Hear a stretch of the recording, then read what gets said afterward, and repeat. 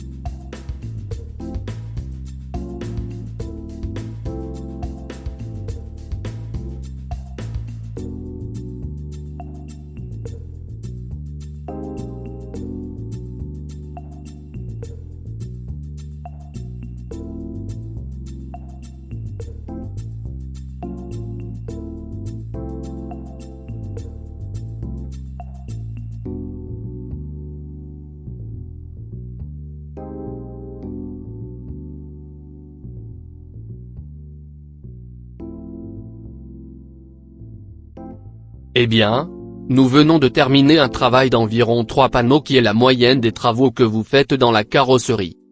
Dans ce cas, nous avons enregistré tous les temps nécessaires pour faire ce type de travail. Ces temps n'incluent pas la préparation de la couleur, et la préparation du transparent, le lavage des pistolets.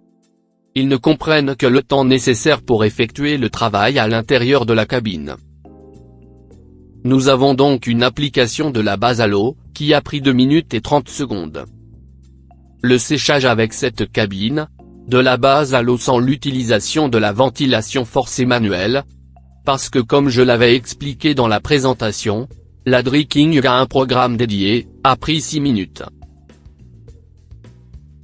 Pour l'application du transparent, nous avons mis 3 minutes, et le séchage d'un transparent de 30 minutes, nous avons enregistré 30 minutes. Ça fait 41 minutes et 30 secondes.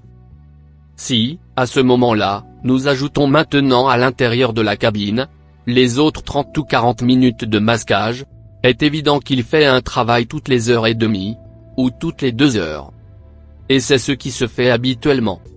Mais si j'utilisais notre système CarmoVR, avec l'utilisation de la porte latérale et le masquage externe, alors comme vous le voyez, j'ai la possibilité de faire 8 travaux par jour.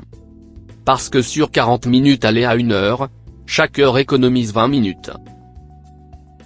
Ceci est évident que je peux les utiliser pour avoir la tranquillité d'esprit que dans 1 heure, un travail que je peux faire. Ce sont les avantages de la cabine Dryking.